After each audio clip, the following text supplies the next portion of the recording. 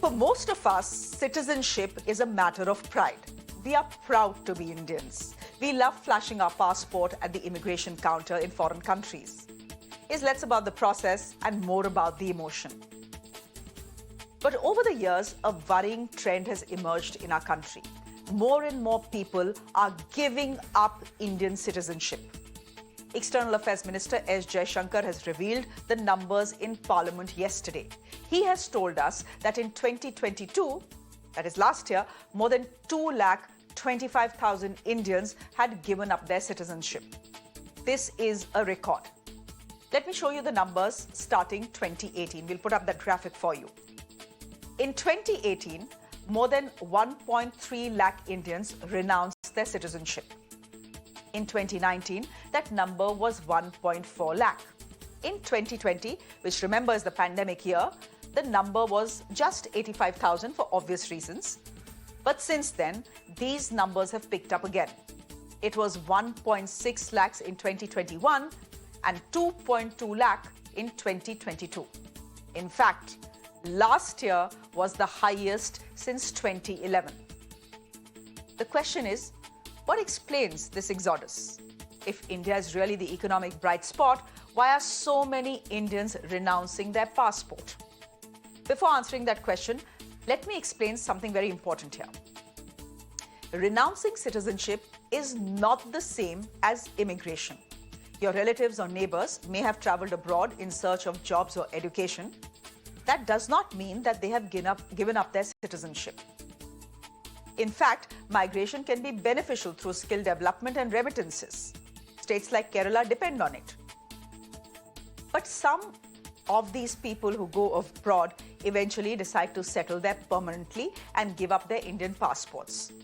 We are talking about that group tonight. People who are renouncing their Indian citizenship. In fact, let's break it down into three questions. A, who's leaving India? B, why are they leaving India? And C, where are they going?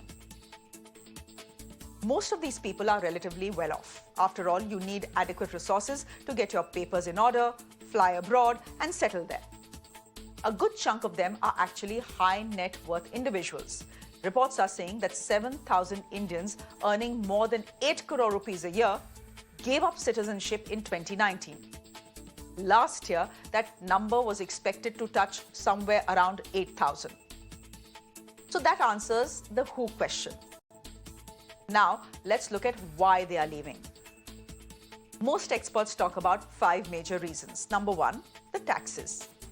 India's taxes are much higher compared to countries like, say, the UAE or Singapore. Plus, the infrastructure and services that you get are not even remotely comparable. In those countries, you get top-class infra at lower taxes. So naturally, it's an attractive destination.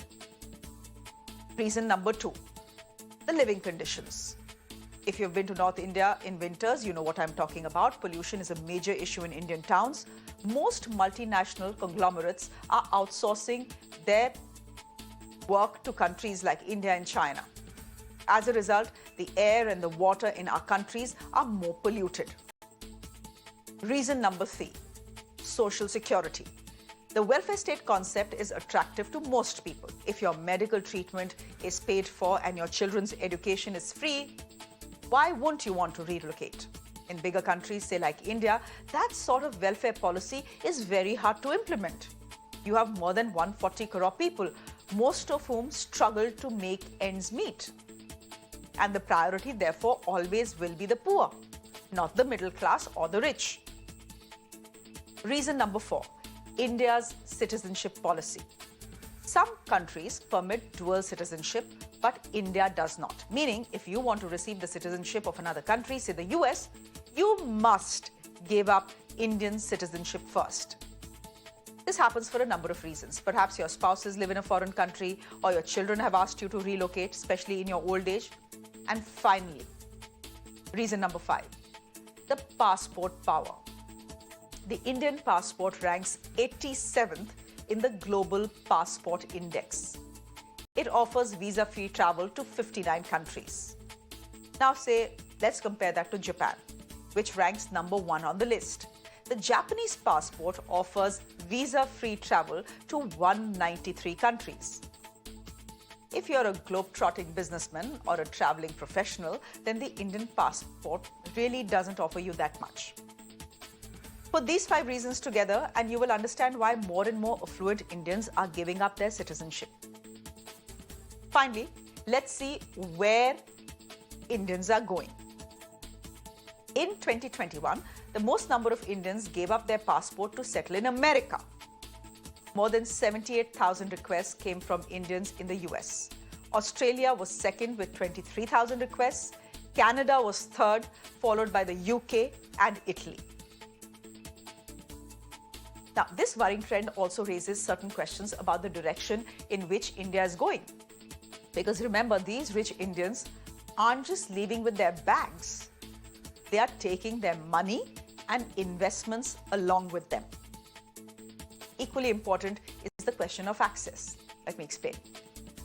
Right now, only rich Indians are giving up their citizenship because it's an expensive process. Not everyone has the means to settle abroad. The question is, would more people do the same if they had the access to that kind of money? If yes, then it's time for India to think hard, because it's easy to say that Achhe Din are here or they are coming, or Amritkal is here or it is coming. But the hard data is showing that affluent Indians are not betting on India, and that's the truth of the matter right now. Let me go across to our guests who are joining us this evening for a very quick chat. Tehseen Poonawalla is a political analyst. He's joining us on the broadcast. Santosh Mehrotra is a senior economist joining us as well. And Sanjeev Ahluwalia is an economist. He's an advisor at the ORF. He's joining us as well. Gentlemen, thank you very much. This is going to be a very quick chat. Who should I start with? Maybe I should start with Mr. Mehrotra. Mr. Mehrotra, good evening. Good to see you. Thank you very much for being here. Can you help us understand why so many Indians as I said, immigration is a different thing. But if you have 2,25,000 Indians who are happily giving up their Indian citizenship, is that worrying, and why is it worrying? Well, it's slightly worrying, but this is probably not one of the most serious things that India needs to worry about. We have many more serious problems with governance in our own country. If I was to begin to name those, I think we will not see the end of this discussion. I think you guys did a thoroughly good job in explaining to your viewers why people are leaving. I think the taxes associated with the services, the living conditions in our country, pollution, health and education, and there is no dual citizenship and so on. So I think what's interesting is the last question, where do they go? USA, 78,000. We are obviously trying to disaggregate this 225,000 number. So of that, 78,000 going to the USA. Now, please note that 78,000 is about 1/3, a little over 1/3. And taxes has not so much to do with it. Because USA has a 37% rate, Australia has a 45% rate, Canada has a 32% highest rate. I'm talking about highest rates. And the point about USA and these other countries is that many of them go on the equivalent of first a student visa, then get into the equivalent of the H-1B, which is where they get a work permit and so on. And so many of them like to stay on. And I mean, I think your list was very useful. USA, Australia, Canada, UK in that order. And I don't think anyone should think that any one of these countries, not one of these countries has a low rate of personal income tax. So clearly, it's got to do with the fact all these people are going to countries which are a lot more democratic. There is a lot more freedom of press. There is a better welfare, healthcare, and educational system. So they are all migrating towards that. They are okay paying the higher tax as long as they are away from the strife here. So what you're seeing right now is not just rich people leaving India. What you're also seeing, and I see this in a very sad way, that a massive brain drain that is happening in India.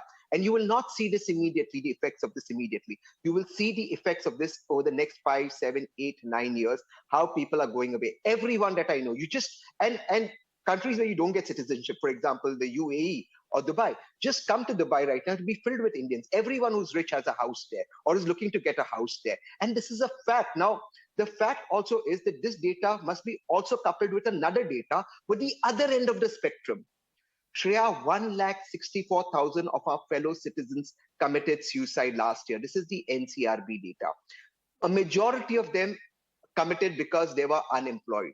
So you have the rich leaving the country, as Mr. Mehrotra said, ready to pay higher taxes, perhaps in some countries even higher taxes than they pay in India, because in India you get away by not paying taxes. In the US it's difficult to get away. And then you have the poorest of poor, the most vulnerable, who have no choice and are committing suicide. Now, when you add this number, you see a young India where some of the youngsters are going to another country who have the opportunity and those who don't committing suicide.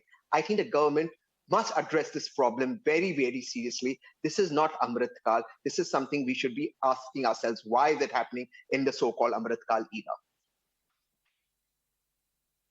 But high net individuals don't have the problem of unemployment.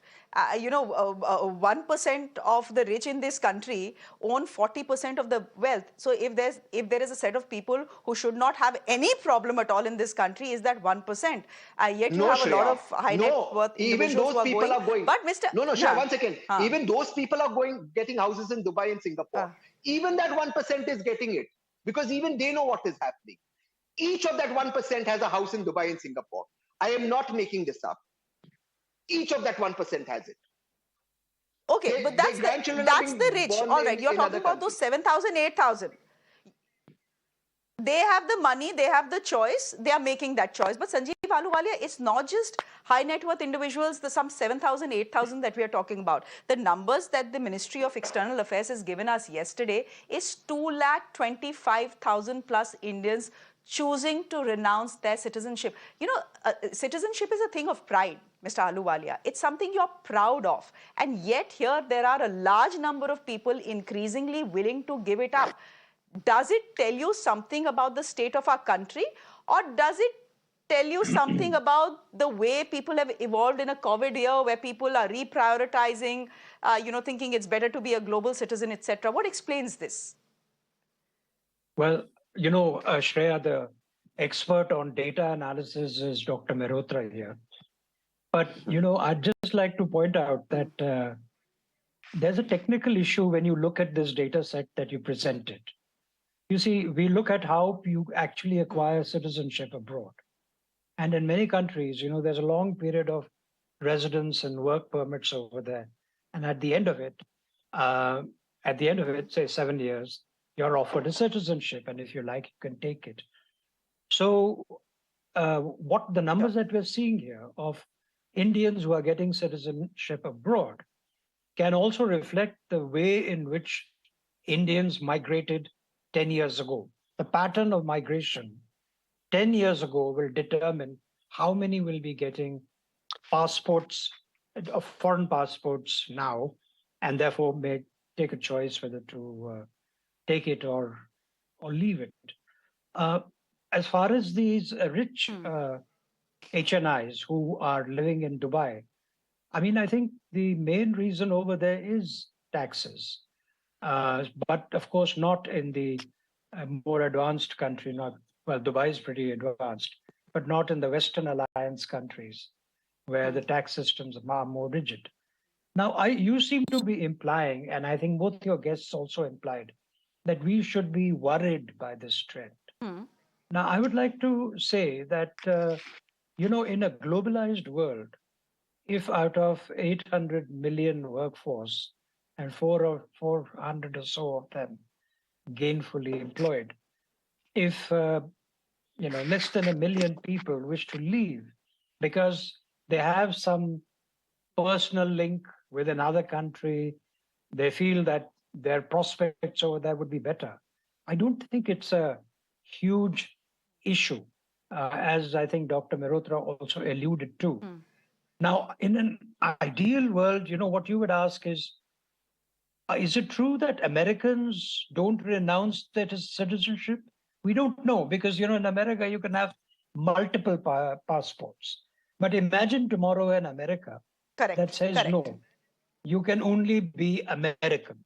Then you would find that more people will be giving up their citizenship because there are loads of Americans who live abroad, despite the fact that we all think that the streets there are paved with gold and the air is very clean and the rivers run bright and jobs are like jam available at the airport, right? So the the fact over here is that because India does not allow dual citizenship, you have this rush to take a foreign passport at a certain time. It's time bound, and then you have to renounce your Indian passport if you want to remain legit and legal. So my feel is that in the first instance, we should be more confident about what we are offering to people and just say that, if you wish to have another passport, go ahead and do so. But, you can even put in some restrictions with that, but allow people to keep 2 or 3 or however many passports they wish. You might have seen in a light way, I can say, that the people that you want to trap or avoid having multiple passports, get them in any case. And, there's a lot coming out in the media. So, the ordinary innocent overseas traveler, person who has family there, who loves both places at the same time and in the same way, why discriminate against them? So I would say that government should reconsider this sort of very, what shall I say, defensive strategy of saying, no, you either keep Indian passport or leave it, and say, listen, we give you a choice. You remember that the finance minister has given people a choice, even in terms of how they want to pay their taxes. New regime or the old regime, a choice that you have not taken up because it's not profitable for you. So in the same way, we should give people a choice that you are Indian, of course, can hang on to your Indian passport for life. But should you find it convenient to take something else, go ahead and take it, but there will be some restrictions. So that's my suggestion here. You raised an Okay, that's a good suggestion. You raised an interesting point here. Let me take that to Santosh Mehrotra. Mr. Mehrotra, here's something that Sanjeev Ahluwalia is saying. He's saying that if the implication is that more and more people are giving up their citizenship after 2014 and after Narendra Modi came to power, then what is most likely is that the trend we are seeing today in 2022 is reflective of what started 10 years ago. It's the culmination of a process. So probably to blame the government, current policies, current environment will not be fair. To say that, it's high taxes, it's the pollution, it's the lack of freedom of speech, etc. in India that is driving people away. That may not be the true picture here. Mr. Ahluwalia has a point. I'm not denying that for a minute. But I think if there is any source of worry, the source of worry should emanate from the point that Mr. Poonawalla was making. He was making the point that we have a very large number of HNIs which are leaving, and I can only assess. I mean, sort of attempt to offer an explanation for the HNIs leaving. I've not done a study on it, but I would just suggest that we know perfectly well that in our country, private investment is not rising because demand is not rising, because, private final consumption expenditure has stagnated for the last several years. And at the same time, there are many people, while the profitability of listed companies has gone up very significantly. So I'm not surprised that the number of HNIs in the country itself has been rising. We know that inequalities have been increasing. You yourself pointed to that, Shreya. Now, in that context, if they see that there is not sufficient opportunity for further growth, I'm talking about HNIs specifically, for further growth in their assets or income here, because there are fewer opportunities or less potential for expansion of investment here, then people will take their investment abroad. And I think I'm surprised that somehow Singapore doesn't figure in this. I mean, it's interesting that Dubai does figure, UAE figures, because people, as Yes. Poonawalla rightly pointed out, you see, in Singapore, taxes are much lower. In Dubai, UAE, very low taxes, or if any taxes. So the point is that here are two countries on either side of our geography, where they locate themselves there. They are not very far from their extended family here. Their children can go abroad, and they can make more money there and pay lower rates of tax. So my suspicion is that how the economy is performing, regardless of what we are told every day of our lives by the Darbari media in particular, the point is that there are fewer and fewer opportunities for these high net worth individuals, and it's the situation was truly very different. Unlike what the Prime Minister would have us all believe, the economy grew from 2003-04 to 2015 at the rate of 8% per annum, and that rate has fallen sharply, with all due respect to the economic advisors of this government. We know all this, So maybe one of the reasons why in this budget, Shreya, they've brought down the highest rate from 42.4% to 39% personal income tax rate is precisely this, to hold back some of the HNIs. Yeah, back to you, Shreya. Tehseen, will that work? Thank you. Tehseen, as we end, will that work? So look, I go back with Mr. Mehrotra left to the other end of the spectrum.